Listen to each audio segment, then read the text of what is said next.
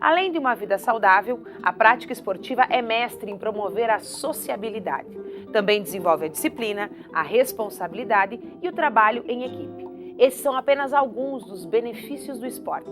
Praticar atividade física é comprometer-se com a qualidade de vida. Movimentar-se é a palavra de ordem, não importa a modalidade esportiva escolhida. Abraçar a atividade física é muito importante também para os portadores de deficiência. O esporte é uma forma de superação dos limites.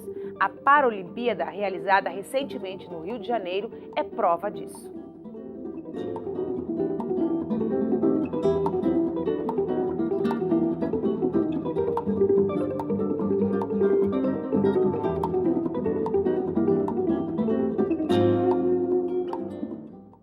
O projeto de extensão do programa de hoje se chama Polo Regional de Desenvolvimento do Esporte e do Lazer. A iniciativa era uma política de Estado da Fundação de Esporte e do Lazer do Rio Grande do Sul e desde outubro de 2015 é um projeto de extensão da Universidade de Passo Fundo.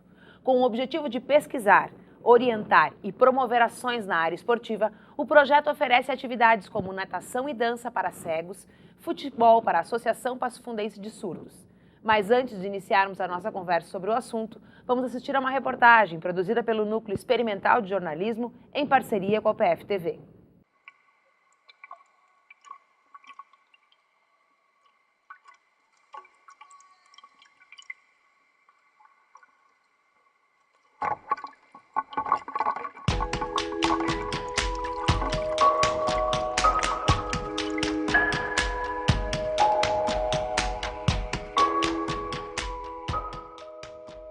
O barulho da água é feito por gente movida pela superação. Gente como Luiz, que encontrou na hidroginástica uma oportunidade de quebrar as barreiras da deficiência visual. Eu decidi para melhorar a condição cardiovascular, é bom para a gente, é um esporte interessante e é importante também para melhora de todos os sistemas cardiovascular. A hidroginástica é um dos exercícios aeróbicos mais completos que existe.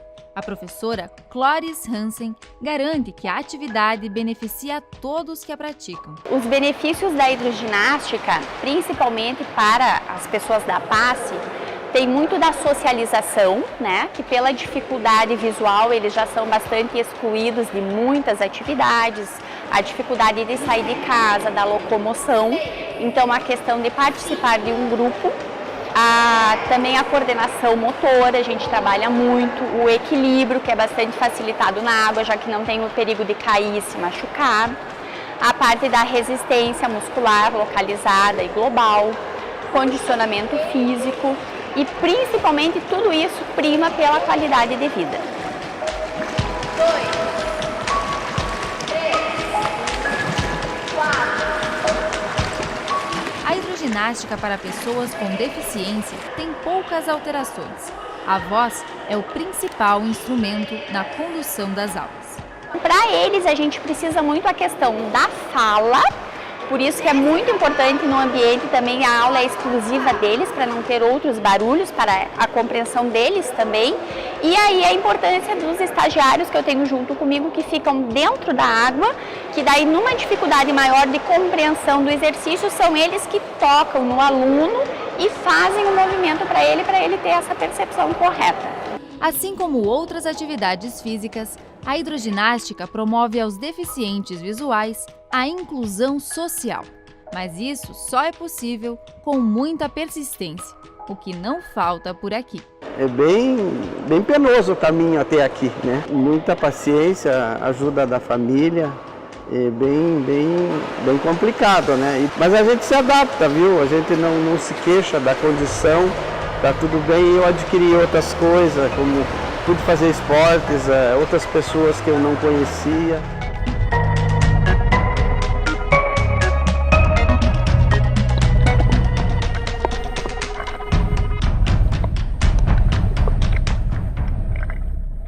Bem, para conversarmos sobre a importância do esporte para a qualidade de vida e sobre o Polo de Desenvolvimento do Esporte e Lazer, está comigo no estúdio a coordenadora e professora da Faculdade de Educação Física e Fisioterapia, Lorita Maria Weschenfelder, e o bolsista e aluno do curso de Educação Física, Sidney Ávila de Oliveira. Tudo bom, professora? Tudo bom, Cid? Tudo bem. Que lindo ver a reportagem. Emociona, né? Emocionante. É eu acho que deve ser emocionante. Se é emocionante para a gente ver, imagina para quem participa, né? Para quem garante, eu diria, né? Porque eu acho que o grande papel da universidade, através dos projetos de extensão, é exatamente isso, é garantir que mais pessoas vivenciem aquilo que a universidade tem, né, de riqueza, eu diria assim, principalmente na nossa área, nas práticas esportivas, recreativas. Eu acho que esse é o grande legado que a gente vai construindo, né? É o conhecimento e o espaço, a estrutura aliados em favor da comunidade. Exatamente, porque não seria a estrutura da universidade onde o deficiente visual faria, onde as crianças se reuniriam, onde que a gente faria isso, né? Tem que ter os espaços apropriados, né? Sem um custo, né? Às vezes tu encontra em outros lugares, mas aí com um custo, acho que o Sidney até pode relatar, essas práticas em outros espaços existem na cidade, né, Sidney? Existem algumas possibilidades, mas como tu disseste, é tudo mediante pagamento, mediante um custo, e que sabemos que as pessoas com deficiência visual não dispõem desses recursos extra para pagar uma hidroginástica, uma natação. E eu acho que esse é um público justamente para o qual essas atividades extra, que não é essa coisa da rotina, é que trazem se traz para a gente, para eles explorarem outros aspectos do cotidiano, traz um adicional, né? Eu diria assim, né, Bibiana, que na verdade a ação da universidade em relação à PASSE começou com as atividades aquáticas. E hoje a gente tem, falando especificamente, daí acho que o Cid pode falar, ele hoje é presidente da PASSE, ele é acadêmico do curso de Educação Física, ele foi usuário dos projetos nossos, ou seja, ele passou por esse espaço e hoje ele é bolsista de um projeto de extensão, onde que através do projeto de extensão ele pode dialogar com a pesquisa, né, em 2 projetos, eu diria. Depois eu te dou a palavra. Um é o projeto coordenado pelo professor Eldon, que há anos existe na universidade, eu acho que é o projeto mais antigo, que é a relação teoria e prática na formação do professor.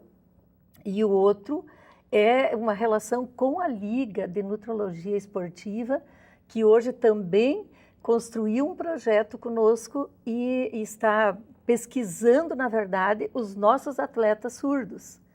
Então, acho que essa é o grande espaço de construção do conhecimento com ações reais, objetivas e concretas. Pode falar um pouquinho? Eu ia dizer para você contar um pouquinho a trajetória dele, né? Porque é uma trajetória super bacana e ele passou de um lado do movimento, que é como cliente, né? Eu vim de lá da ponta do início, não é? Até aqui, quando eu iniciei aqui na prática do goalball, nem atleta de judô eu não era, nem estudando eu estava, né? Quer dizer, eu ainda tinha como formação de ensino só a 5ª série, né? O 5º ano do fundamental. E partindo dessa convivência, desse diálogo, dessa vivência com a UPF, com a APASSE, é que voltei para o estudo, e daí em 1 ano eu consegui concluir o ensino fundamental e o médio, e já na sequência ingressei na universidade, no início com um curso de psicologia, porque não alcancei lá devido a datas, a educação física, numa vaga. Mas falando para a Lorita, né, daqui a pouco eu estou lá na tua sala, né, me espera que eu estou chegando lá, não demora.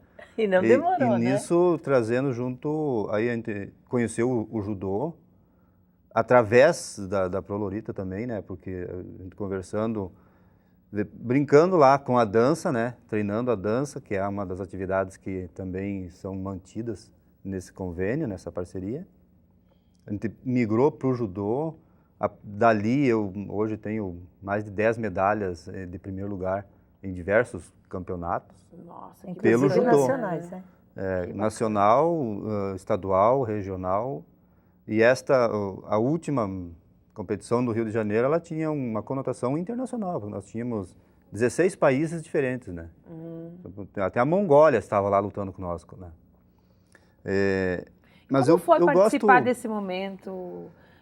numa outra cidade, num outro estado, muito longe daqui, mas representando o Brasil, de certa forma, né? Em nome representando um grupo enorme de pessoas, né, que têm deficiência e que procuram um processo de integração social. E que às vezes nem imaginam que poderiam estar envolvidos. Isso. Como é para ti? Como foi para ti estar lá? A gente pode dizer a gente costuma dizer que é mais do que um sonho. Porque, na realidade, você não sonha lá quando você tenha nascido ou adquirido a deficiência visual no percorrer da vida. Você não sonha isso, né? Você não... O que acontece é que tu vai galgando, vai subindo os degraus, né? A partir da quebra da mesmice ou da sedentariedade, né? Que as pessoas acabam embarcando. Ou quando você consegue sair do luto comum que acontece em todas as pessoas que são ou se tornam deficientes visuais, por algum tempo é comum que as pessoas fiquem inertes, abaladas, né, estáticas ali, com um pensamento negativo. Mas a PASSE tem isso como uma das bandeiras de luta, né, de conseguir tirar as pessoas, de estar lá pronta, e inclusive se colocando, né, se apresentando para essas pessoas para tentar ajudar da melhor forma possível, tirar as pessoas desse marasmo que a gente chama de estar lá sem fazer nada, né? Se lamentando. Às vezes, até... Então, a satisfação que a gente tem quando você se vê ou se ouve, e a gente pode dizer sim, você se vê na TV, ou você se vê em um outro espaço, ela tem um valor maior do que você dizer, eu sonhei com uma faculdade a vida toda, e hoje eu estou alcançando, né? Hoje eu peguei o canudo o meu diploma. Isso é um sonho, né? Eu sonhei isso. Lutei, foi difícil e tal. Então, a satisfação de você, aí a gente pode falar em qualquer deficiência, que ela alcança esse status de estar lá, de representar a sua categoria, a sua classe, de representar o seu espaço, o seu lugar no mundo. Aí não importa se tu ficou lá em primeiro ou terceiro lugar, mas estar lá, ser o sujeito e ter realmente, ser protagonista, se apoderar, né? Como falava agora ainda o nosso palestrante lá. Esse empoderamento, né? Se apoderar mesmo daquela situação. Eu estou aqui, eu estou fazendo. Com todas as dificuldades que daqui a pouco são menores do que algumas situações de uma pessoa, por exemplo, que enxerga normal. Se tu for avaliar, tem situações de pessoas que viajam 200 quilômetros para vir estudar e tem que pagar a passagem. E porque eu não enxergo, eu faço 18 quilômetros e não pago a passagem. Então, se nós olharmos por esse prisma, a minha vida é mais fácil do que a dele. Tudo uma questão de perspectiva, Legal. né? A gente tem que colocar essas coisas na balança. Eu vou pedir para o Cid segurar um pouquinho, nós vamos fazer um rápido intervalo, mas nós voltamos falando disso. Um ótimo fecho para o nosso primeiro bloco. Voltamos já já.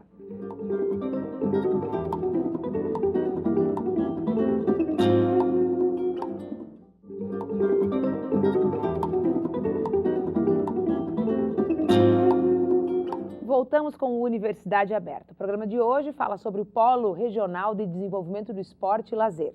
Trata-se de um projeto de extensão da UPF que apoia a democratização da prática esportiva com acesso inclusivo e qualificado.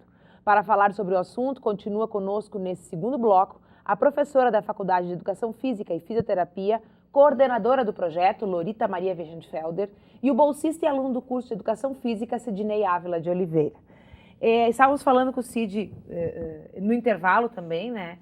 Sobre que tudo é uma questão de perspectiva. Sim. Que tu pode te considerar um privilegiado também, né?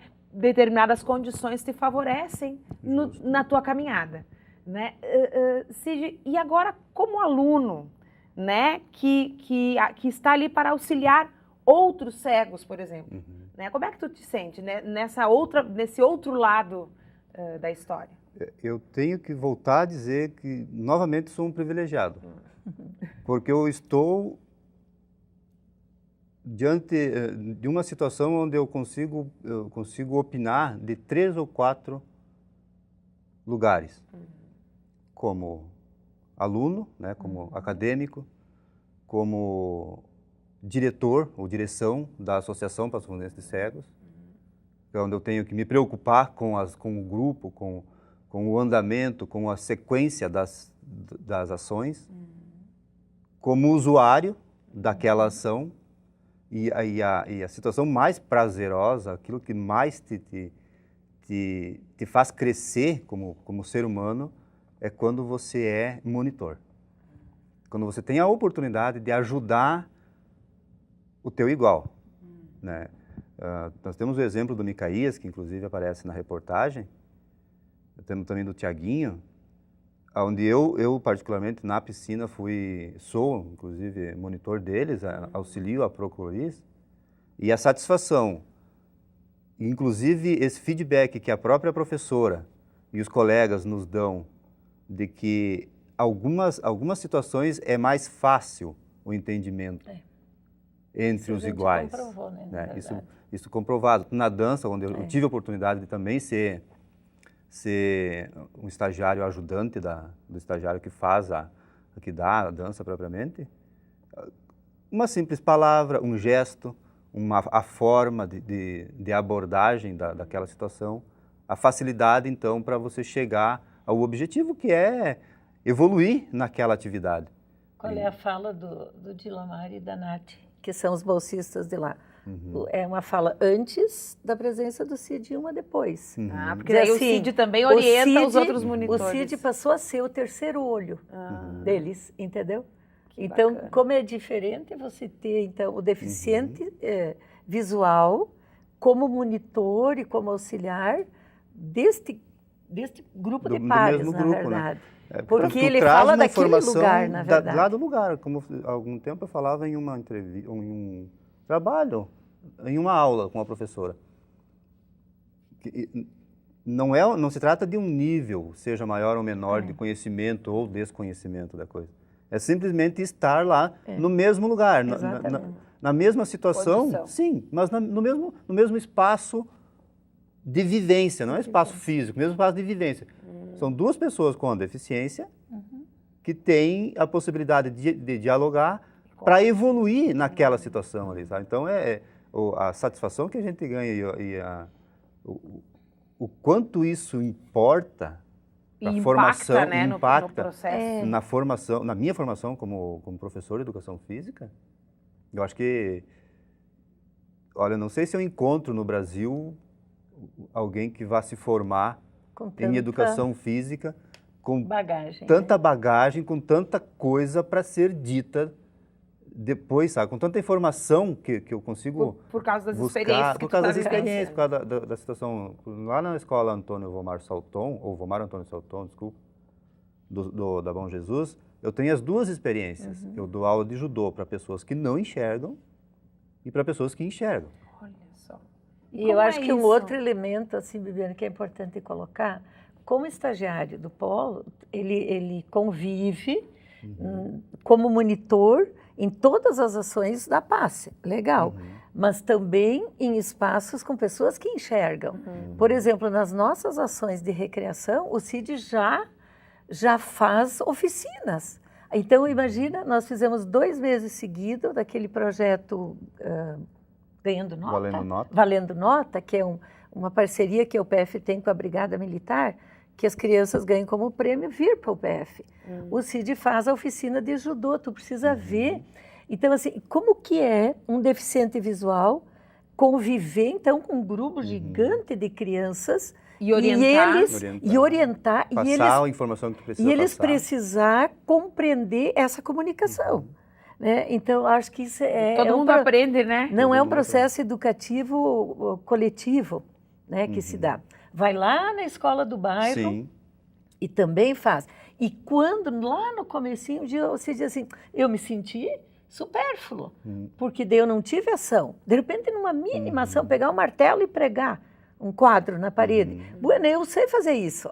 Entendeu? Então, eu acho que todos aprendem, nós aprendemos imensamente como professores. Essa é a perspectiva Como da inclusão, professores. por exemplo, que se fala tanto das crianças com deficiência integrarem as salas de aula regulares. Mas percebe né? como não, é nós que temos que aprender a nos misturar. Eu acho que essa é a grande Porque questão. a falada inclusão, na verdade, ela não inclui. Como ela está posta hoje. Como ela está posta hoje. Ela por si só, quando você fala, eu vou fazer inclusão, na verdade, você está fazendo uma imposição.